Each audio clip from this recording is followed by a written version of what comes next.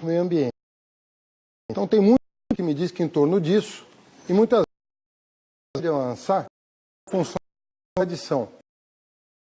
Solução para esse problema, uma vez que isso gera emprego, gera exportação, gera divisas, precisa ser apoiado, mas o meio ambiente não pode ser descuidado. Como é que você pretende resolver essa equação? Eu tenho o privilégio de ter escolhido para a minha vice uma mulher que deve ser a melhor cabeça em matéria de compreensão desse grave problema, que é a sustentabilidade do desenvolvimento agropastoril do Brasil. E não só a minha vivência, eu trabalhei com Marina no licenciamento da BR-163, o Brasil talvez seja o último país do mundo onde o conceito de desenvolvimento sustentável possa ser praticado. Isso significa coisas concretas. Por exemplo, está se plantando cacau lá nas alturas da Transamazônica. Já é mais produtivo do que na Bahia, onde ele teve um problema sério, que é a praga da vassoura de bruxa. Se está plantando teca, que é uma essência madeira muito mais cara do que o mogno. Mas isso tudo está sendo feito meio que avulso. O que resolve isso são ferramentas modernas em que nós fazemos o zoneamento econômico e ecológico e desestressamos, ou seja, geramos atividade produtiva para trás para proteger a floresta, porque a floresta, modernamente, vale economicamente muito mais em pé do que derrubada e desmatada. Mas no Brasil nós empurramos migrantes do Sul e do Nordeste para ir para a Amazônia e a condição deles terem o título da terra, Haddad, lá atrás, era desmatar.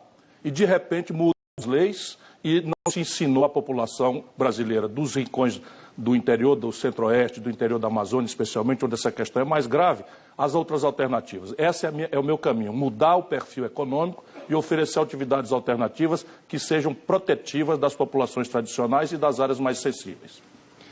Ciro, eu concordo com as suas ideias, são muito boas para o agronegócio, mas eu faria uma proposta adicional. No Brasil, para aumentar a produção agrícola, nós não precisamos derrubar uma única árvore, desde que nós combatamos a especulação de terra. Tem muita terra desmatada já que não tem produtividade. E uma das razões para isso é que tem uma tabela antiga, dos anos 70, que não foi atualizada até hoje, em função da pressão dos ruralistas para que ela não seja atualizada. Isso impede o governo de sobretaxar a terra improdutiva ou mesmo de desapropriar a partir da concessão de títulos da dívida agrária. Portanto, nós vamos ter que enfrentar esse desafio. Nós sabemos que os ruralistas modernos, esses estão produzindo, não são um problema. Mas os ruralistas arcaicos, que estão apoiando inclusive o Bolsonaro, estão resistindo a modernizar o campo no Brasil. Se há um país, volto a dizer, que tem condição de buscar harmonia entre a produção, a necessidade de gerar riqueza, de gerar emprego para o nosso povo e a necessária preservação dos nossos recursos naturais, biomas sensíveis, aquíferos, enfim, populações tradicionais, esse país no mundo é o Brasil. O que falta no país, entretanto, é uma estratégia, um projeto.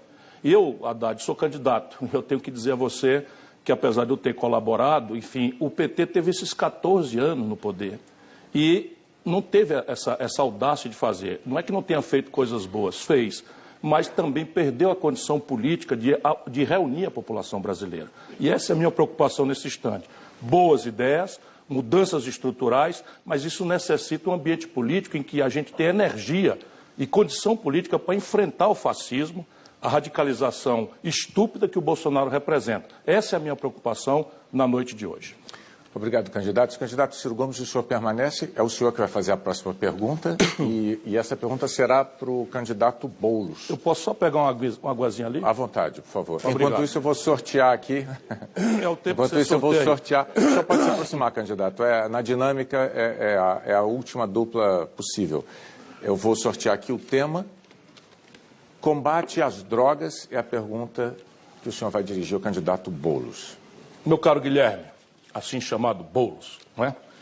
O Brasil tem hoje 760 mil pessoas presas. 70% disso jovens, presos pela polícia, com minúsculas quantidades de droga, para fazer estatística ou simplesmente para matá-los. E, ao entrar no presídio, essa garotada acaba se transformando em soldados do crime organizado e das facções se não morrem.